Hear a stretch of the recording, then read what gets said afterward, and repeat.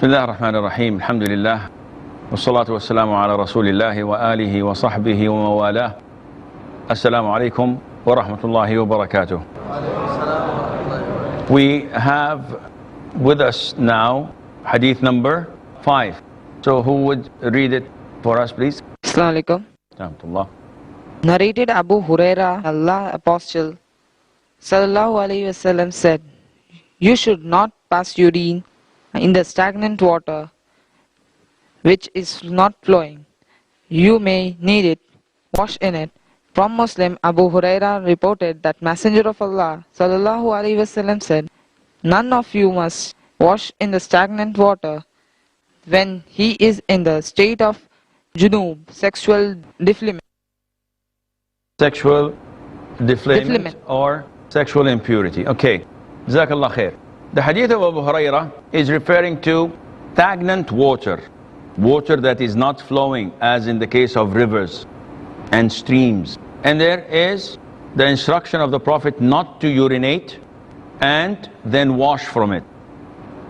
And also there is the prohibition of the Prophet ﷺ not to bathe in it while in the state of sexual impurity. Why is that?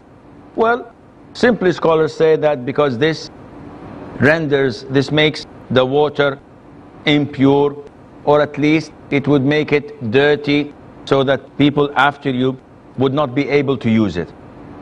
And this leads us to the issue of what type of water to use when we would like to purify ourselves. Now, the scholars said, and they have differed in this regard, they said that the waters are divided into 3 types. Tahur, which is possible to uplift the impurity with it, and also to wash the impurity with it.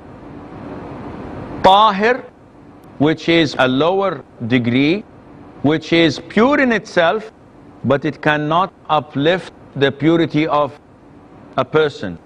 You cannot make wudu with it, but it's pure.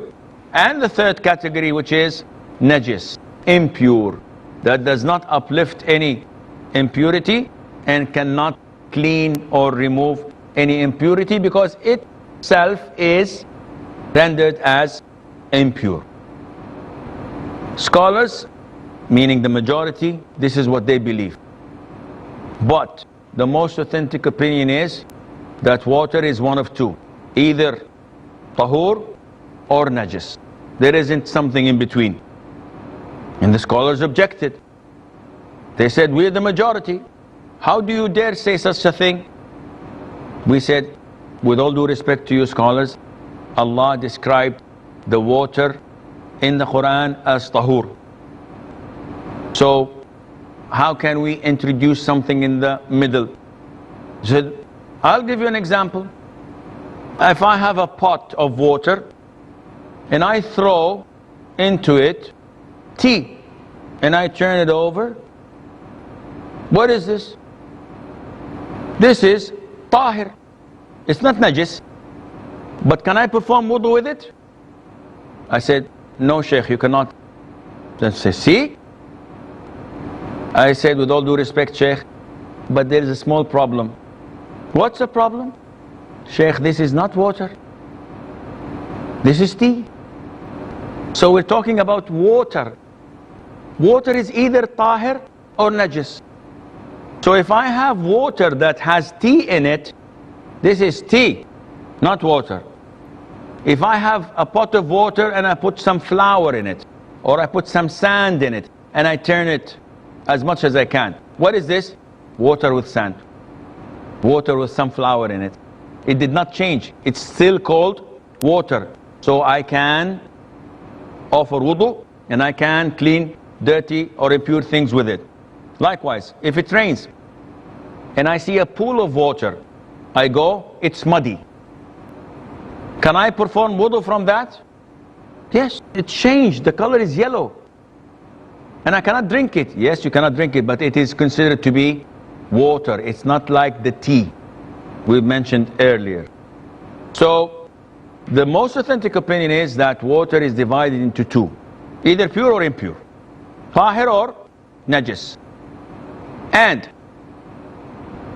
the Prophet is indicating to us stagnant water, which made scholars talk about the quantity of water that can be considered impure if an impurity falls in it, or pure if not.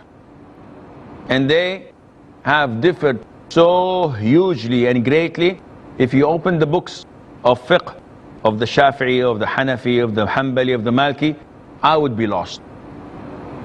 They're saying it should be 10 armful by 10, and they did not speak about the depth, and they did not speak about this and that. Why? Because there are a number of hadith that govern this. Hadith number 1, the Prophet said alayhi salatu wasalam, the water, if it reaches the size of 2 qullah, 2 pots, it does not carry any impurity. Which means if it's less than 2 pots, then it carries impurity. So scholars started thinking and calculating what is the meaning of 2 pots, this big, how big are they? And they could not reach a conclusion, because there isn't anything to find out. There is no hadith that clearly states this up. And they differed, yet the most authentic opinion, and I'll give you this in a nutshell. The most authentic opinion is that water is pure. The Prophet says in the authentic hadith, water is pure and nothing renders it as impure. This hadith was reported by Abu Dawood and At-Tirmidhi in the Sunan. The water is pure and nothing renders it to be impure. So, is this hadith by itself sufficient? No, because I can simply bring some urine and put it in. Is this pure? Definitely not. Why? You just said the hadith, water is pure and nothing renders it or makes it or changes it into impurity. So why are you changing your mind? I'm not changing my mind. When you study hadith, when you study fiqh, you have to study the whole picture. Don't take what you like and turn a blind eye to the things you do not like. A student of knowledge does not take one verse, khalas, this is the verse. This is what Khawarij did. This is all the deviant sects had done. They take one part and this is it. We follow that. Okay, what about the rest? No, we care less. We care less about it. This is wrong. The Prophet ﷺ in another hadith said that water is pure unless changed by an impurity that affected its taste, its color, or its smell. However, this hadith is weak. Sheikh, as long as it's weak, why are you saying it? I'm saying it because the consensus of all scholars of Islam that this rule is to be applied. Consensus? Yes. The consensus of all scholars, no one differed. And the scholars say that the evidences of Islam are taken from Quran, Sunnah, Ijma'. Ijma' meaning consensus. And that is mentioned in Surah An-Nisa, that whoever disobeys the Prophet ﷺ and follows a path other than the path of the believers, then he will be thrown into hell. This is one of the evidences of Ijma'. So, scholars all agree that this water is pure unless one of the 3 characteristics change with, and this is underlined, one of the 3 characteristics change with what? An impurity. Why is so important to underline? Because I can turn the tap water and I have pig iron pipes, and the water that comes down rusty, so the water is yellow. Can I make wudu? One says no, Haram. MashaAllah. When did you come? Today I'm a student of knowledge. MashaAllah. Nice to meet you. Why is it haram? I said, yes, the color has changed. And this makes it impure. Ya akhi, sit down. Or sit down. Go and learn. Why? We said that the scholars underlined this and said, if the three characteristics, what are they? Smell, taste, and color.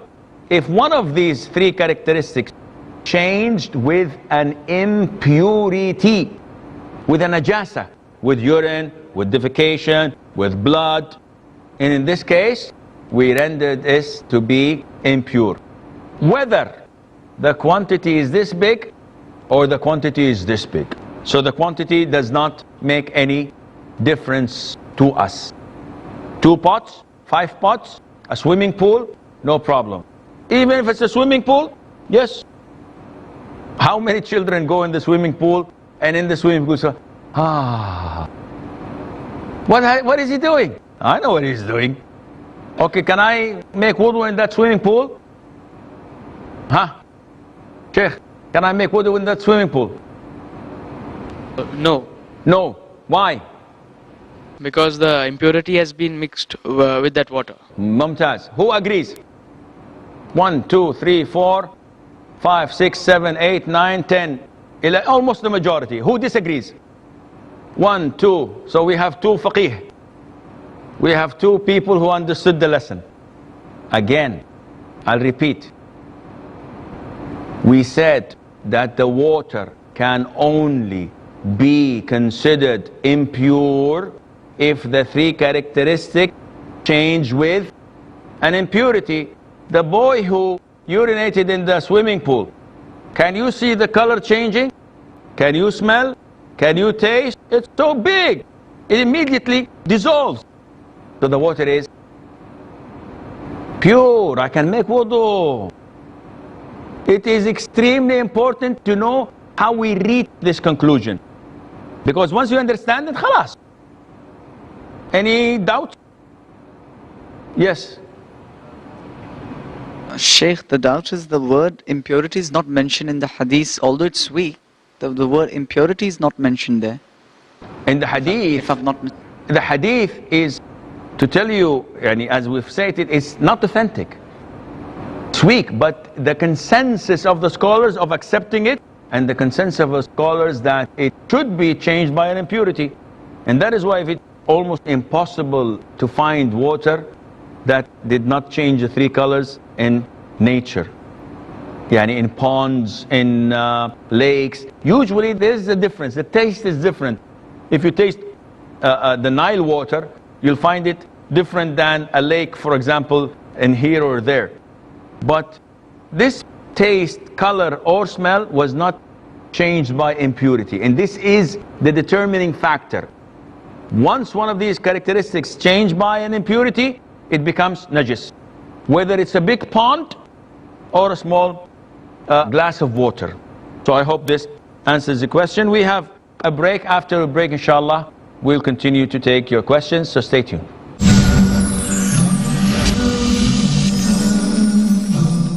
Assalamu alaikum and welcome back. So, we're still discussing the water and the hadith where the Prophet says, do not urinate. However, if you look at the hadith, the Prophet says, do not urinate. So, can I defecate? It's okay for me if I defecate in that water, in the stagnant water. Why? The Prophet said only do not urinate. This in fiqh, it's called qiyasul awla, which is measuring things to whatever is on top of that, in the sense that Allah says in the Quran, do not say to your parents, uff. So someone comes and says, I'm going to slap my father. Wow, haram, major sin. No, Allah said don't say uff. Allah said the least. So by default, what's more than that, it is haram. And not only that, some scholars said, the Prophet said, do not urinate in stagnant water, then wash from it. Therefore, if I urinate in a pot, and I come and I spill the pot in that stagnant water. I did not urinate in it. What kind of thinking is this? Is this applicable? Islam talks to logical people. When it tells you do not urinate, it means do not filth, do not spoil that water so that people can come and drink it or use it or whatever. And that is why the Prophet says in the hadith, ittaqu al-la'inain. Be aware of the two things that cause cursing to come and fall upon you. What are they? The Prophet said, alayhi salam, to urinate or defecate in the path of the people or in their shade. Imagine in a hot, sunny day, you're tired, you're sweating, you want to go to this tree and rest. And when you come, you find traces of people urinating and defecating. What will you do? May Allah curse who did this. And likewise, while walking, you step on something. Who did this? May Allah curse him. So the Prophet is telling you, don't do this. And this indicates that Islam cares a lot about public opinion, cares a lot about the others. It's not me and the flood comes afterwards. No, it is us as a community that we should take care of these things. Okay, if you have any questions, by each session, mashallah, I'm finding that people are having more and more questions. So this is supposed to be informative, not to be delusional. Once we say that our urination detriments the wudu, it becomes null and void. If you urinate. Okay, if you urinate. Yeah, so wudu is... you have to make wudu. Wudu is... Yes. And the other side, now suppose, just of late you said, in a pool of water, if a child urinates, now there's a certain portion of urine is there, minuscule, but then the heart says, there's water, certain portion is there. Okay. So how do we, set if the mind? you follow your heart, you will be doomed, because Islam is not following your heart. Islam is following what you see, what you hear, what you sense, what you feel. And that is why I meet people and I say, why don't you pray behind this imam? He said, wallahi, my heart tells me he's not a good Muslim. Subhanallah. Why are you sitting with this person who's innovator and deviant? My heart tells me he's okay. Why are you dealing in riba? He said, my heart tells me. Islam does not tell you to listen to your heart. Islam tells you to listen to facts. And when I come to judge a pond or a pool of water, I judge it by facts, because even shaitan will come. Even if I have in my house a big tank full of water that I drink from, wash from, etc. After a while, shaitan will tell me, how do you know that a mouse did not drown in it and died? My heart tells me, as long as this tank is outside, things might happen to it. I'm not going to use the water. Shaitan comes and says, how do I know that my wife is not cheating? My heart tells me something is wrong. Why? Fear Allah. Your wife is committed to hijab, she prays 5 times, everybody knows. I have bad feeling. Yesterday I came into the house and she was calling someone on the phone, and the minute I came in, she said, I'll call you later. So definitely she is having an affair. She could have been speaking to her mother, to her friend. She might have been speaking to someone you don't like, your sister who you did not speak with for 10 years. She's trying to reconcile between the both of you. Why do you always think negative? My heart is telling me. So this is not the Islamic way of dealing with things. As Muslims, the Prophet tells us, alayhi salatu wasalam, I do not judge your hearts. I judge what I see. Allah is the only one who judges the hearts. Therefore, the scholar said, a big pool, swimming pool, 6 people, 10 people urinate in it. Do you feel it? Do you taste it? Do you see it? No? You can make wudu and the water is pure. Second question. Assalamu alaikum, Sheikh. Salam. Sheikh, once it is ascertained that such a thing has been mentioned in the Sahih Hadith, authentic Hadith, then we are supposed to follow it blindly without questioning the logic behind it. Or else there's a possibility that we might be thrown into the hellfire. Like, take for instance, right from a young age, we have been taught that once we step out of the toilet, we have got to say Gufranaka, which means, I seek your forgiveness. So why do we have to apologize? Because answering nature's call is something which is a natural phenomenon. So you're asking about the word ghufranak. Why do we ask for forgiveness and apologize for a call of nature? Exactly. No. It has nothing to do with that. When you say ghufranak, you're saying, oh Allah, I seek your forgiveness. Not because of sin I have done. No, because Allah relieved me from the toxic materials that, if not gone out, would have killed me and poisoned me. Right? So that is why similarly, when I go out after answering the call of nature, I pray to Allah and say, oh Allah, as you have relieved me from these toxic materials, so I ask your forgiveness to cleanse me from my sins that would burn me in hell. So it has nothing to do of sin. You did not do a sin. This is a blessing.